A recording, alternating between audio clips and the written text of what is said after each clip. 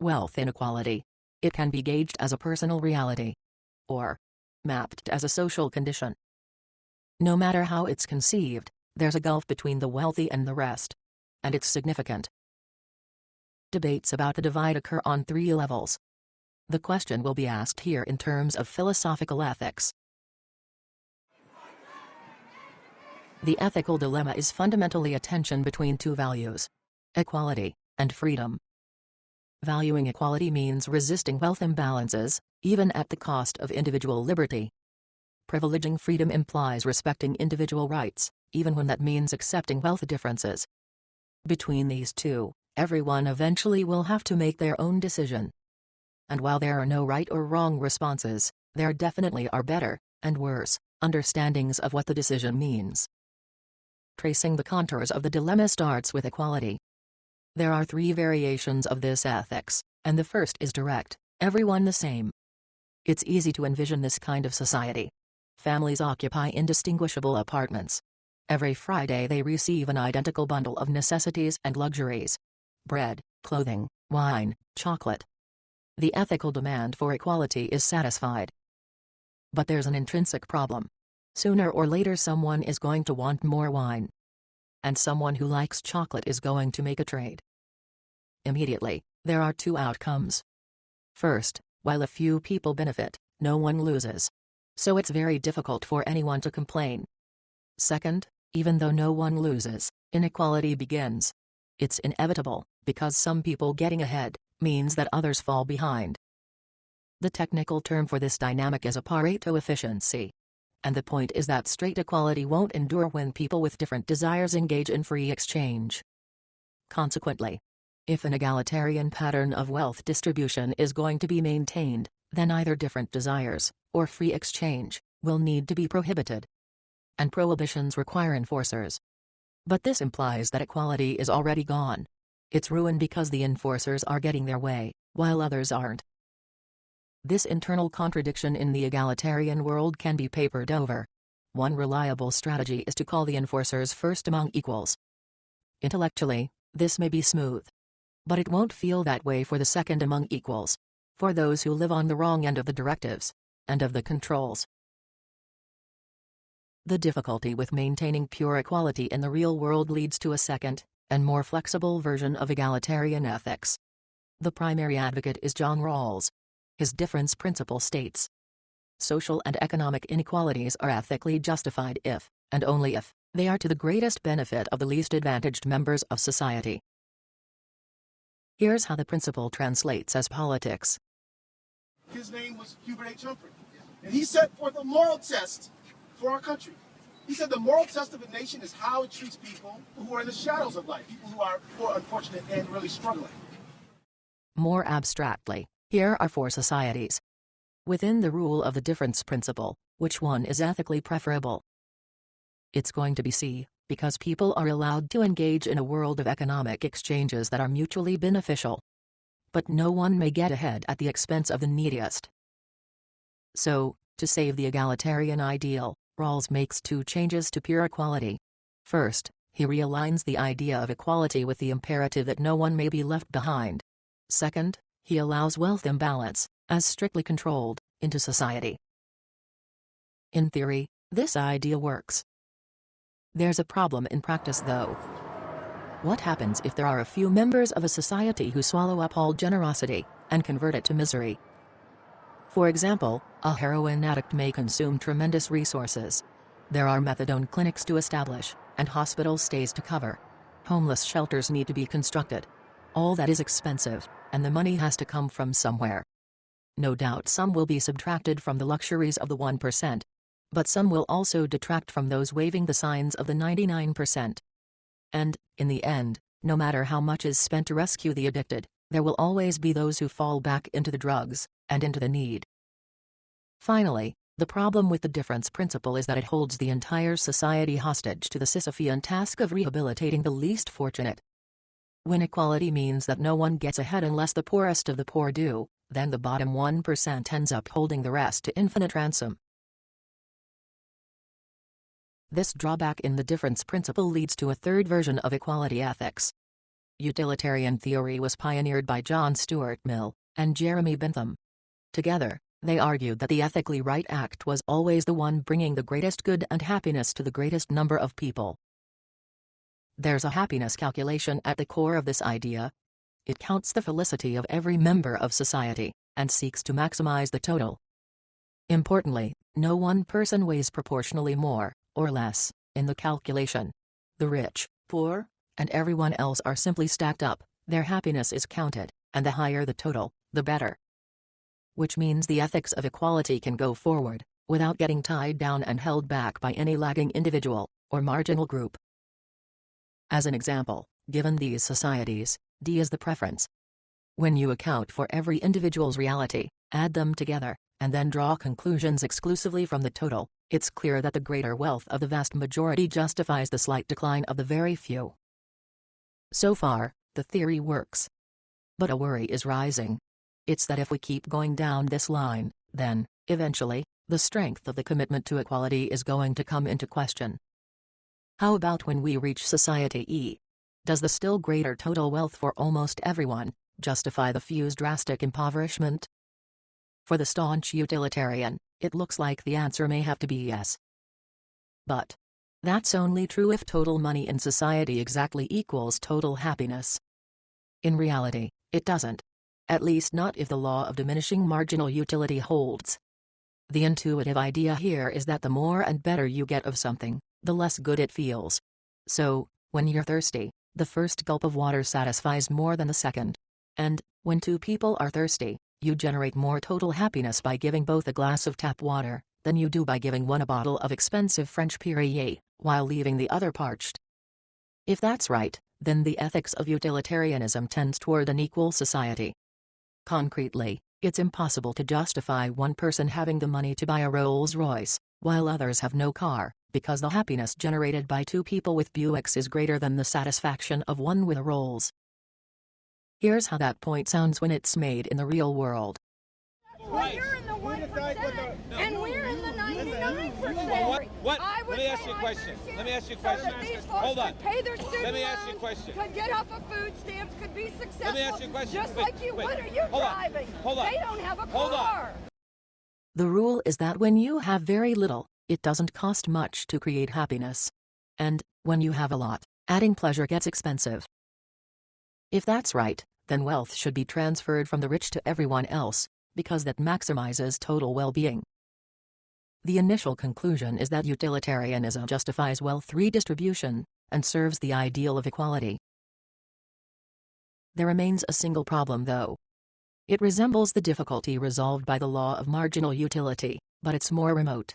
And, ultimately, also more toxic. What do you do when faced with this choice? Importantly, what's going on here is not that the poverty of a few is found to be acceptable because everyone else is doing so well. Instead, it's that the active and imposed suffering of a very few, at the distant end of the wealth spectrum, actually provides abundant happiness for the rest. According to the rational utilitarian calculation, just like you'll take from the rich, in the name of total welfare, so too you'll take from the least fortunate in the name of the same general good. The ends justify the means. All that matters is maximizing overall happiness. In the real world, one plausible scenario for executing this utilitarian sacrifice starts in a hospital. Elderly patients may have public money for their care withdrawn once they've reached a predetermined age. For those who don't have the cash in their own bank accounts to make the payments, quick death ensues. That's a subtraction in the utilitarian ledger. But, on the beneficial side, there's also going to be more organs harvested for younger, healthier patients.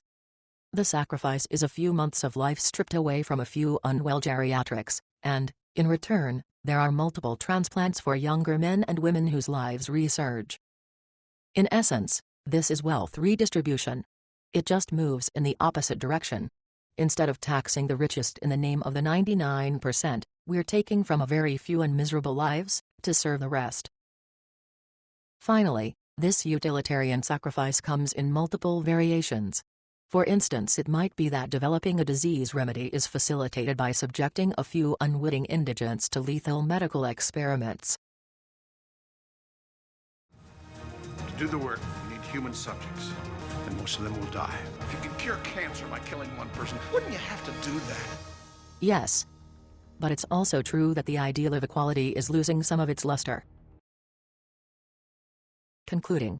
There are 3 degrees of equality ethics. 1. Straight. Everyone the same. The problem here is that we'll never all be the same. 2. Rawls and the difference principle form a society that won't let the wealthy stretch away from everyone else. The problem here is that standing up for the least fortunate also means holding everyone else back. 3. Utilitarian distribution, bringing the greatest good to the greatest number, should reduce the gap between the 1% and the rest. The problem here is that redistribution in the name of the general good works just as well from the bottom as it does from the top. Apart from equality, there is ethics as valuing freedom. It starts with the libertarian principle. Do what you like, up to the point where you interfere with others doing the same. This is a theory of freedom maximization, and one of those who embraced the value is Robert Nozick. He is known for a specific thought experiment. It begins with a society where everyone is equally wealthy. The scenario's point is to box inequality advocates.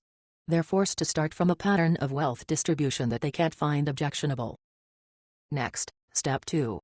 The great NBA superstar of his time, Wilt Chamberlain, proposes a new contract with his team. The ticket price for every home game will go up $5, and that money goes directly to him. 3. The team owners reply no. So Chamberlain threatens to quit, and they change their mind. 4. Some season ticket holders cancel their purchase, but most agree that it's worth the extra money to see the superstar play. 5. About 20,000 people fit in the arena, where Chamberlain plays 41 games a year. 6. He pockets an extra $4,100,000 annually. The result is disconcertingly imbalanced wealth in this once egalitarian society. In economic terms, the objection may come that the extreme inequality distorts the marketplace and creates inefficiencies. Psychologically, people may despise the newly rich, while others dread the rising tide of envy. But ethically, is there any objection? It's hard to locate. There were no complaints at the start, and as society evolved, everyone made their own choices. Above all, no force was employed, or even implied. There was no coercion, which means no one's freedom was violated. And for that reason, there's no solid ground for complaint about how we ended up in a world where some people are stars, and others aren't. There simply can't be legitimate objections because, within the ethics of freedom maximization, saying that no one's freedom has been violated is no different from determining that whatever happened was ethically justified. The conclusion is that freedom as the highest value dissolves ethical complaints about wealth inequality in society. Further, if someone does complain, if they say Chamberlain shouldn't have proposed the new contract, or the owners shouldn't have agreed to it, or the spectators shouldn't have ponied up the extra money, then, at bottom, what's that? Isn't the complaint really a plea for coercion? It seems so. If people aren't going to be allowed free rein to make their own decisions and pursue their own desires, their autonomy is violated. So, actively blocking the emergence of wealth inequality finds no ethical justification. Next, the logic expands from prohibitions to corrections. It's not just that there's a problem with prohibiting people from acting independently to accumulate wealth, there's also a problem with intervening afterward to undo the free actions. Concretely, after individuals become rich, a tax may be proposed to redistribute wealth toward a more balanced state. And, if everyone freely agrees, that's fine. But at the moment one person says no, cooperation shifts back into coercion. No matter how satisfying the redistribution proposal may be, what is perceived on the ethical level is that people's own initiatives and accomplishments are getting reversed and oppressed. Unjustly.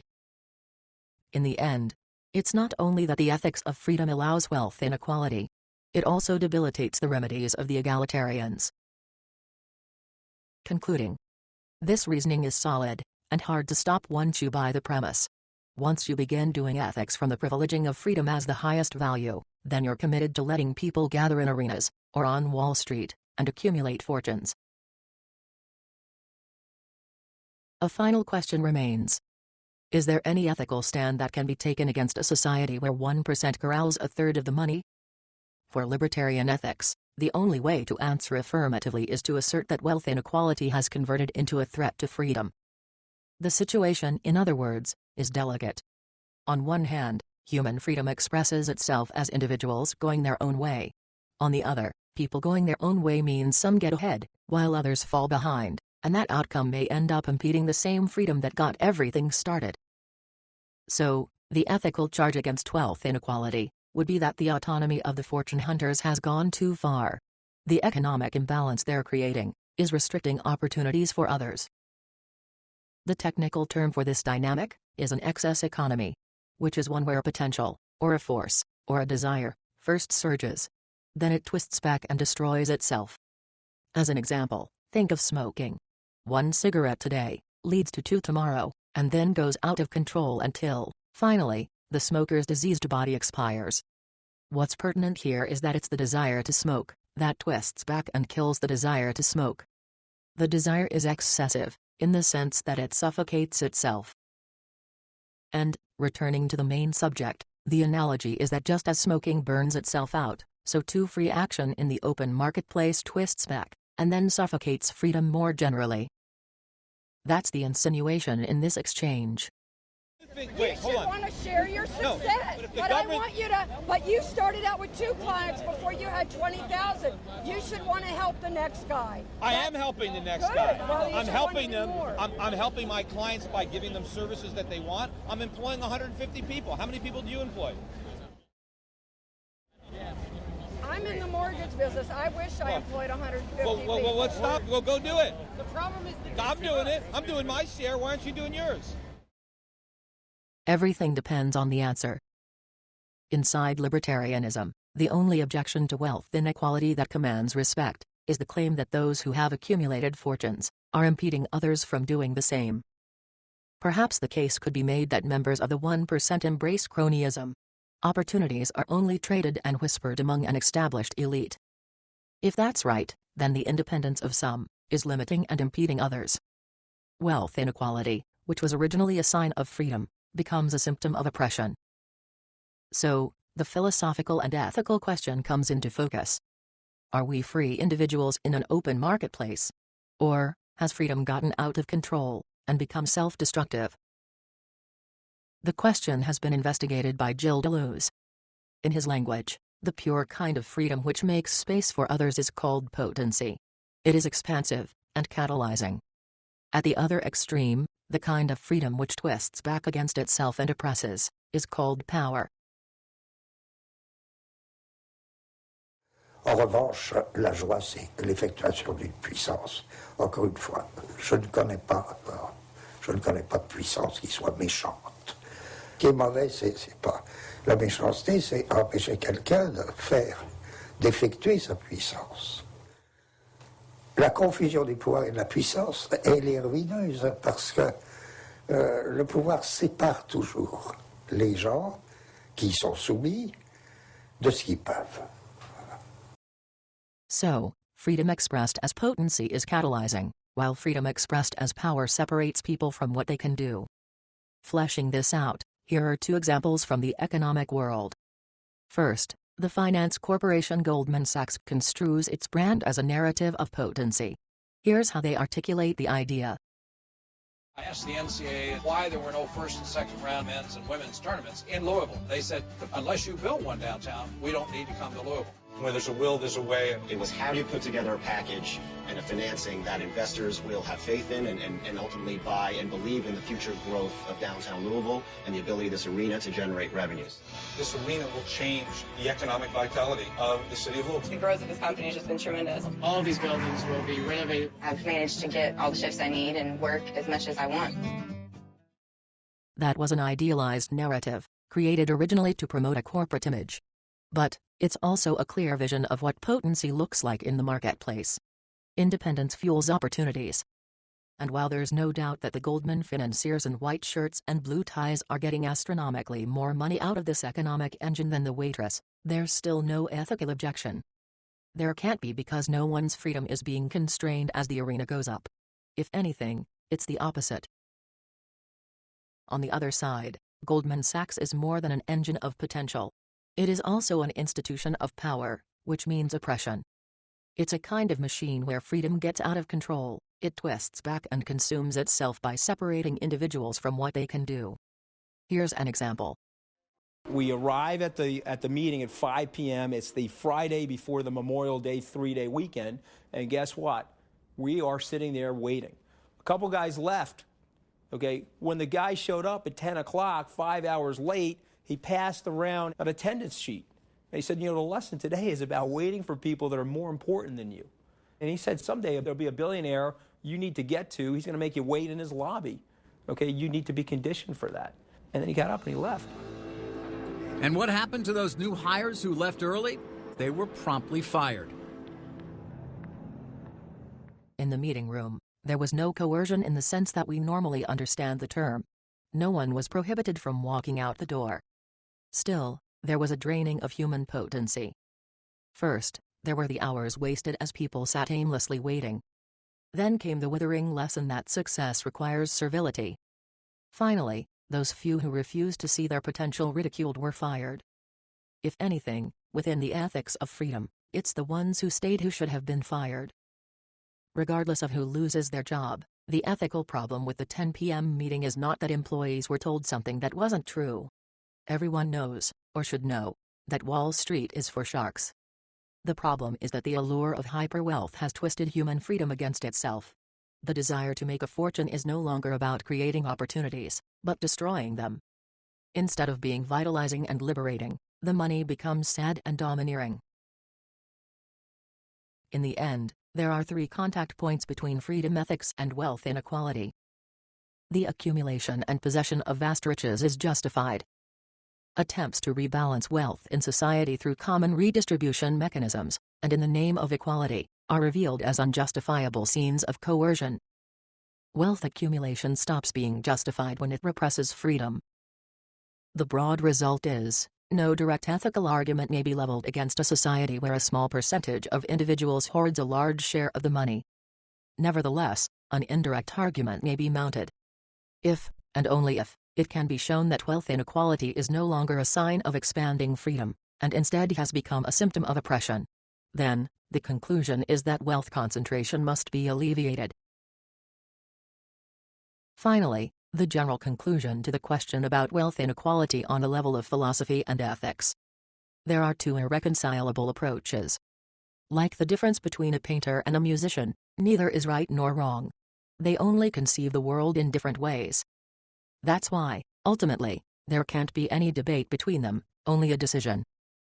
Those who value equality most highly are willing to sacrifice individual freedom for the collective's economic unity.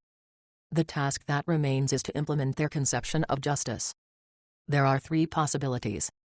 They can try to enforce straight equality, by making everyone the same. But this proves difficult in a world of divergent individuals. They can use Rawls and the difference principle. This allows people to go their own way, and some will get ahead. Almost everyone is held back though, because the principle dictates that no one may be left behind.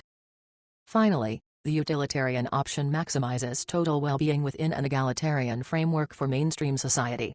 But, out on the margins, there's jeopardy. Those who value freedom are willing to sacrifice economic equality so that individuals may live unconstrained lives. The task that remains is to determine whether emerging wealth inequality is a symbol of expanding freedom, or the symptom of oppressive power that separates individuals from what they can do.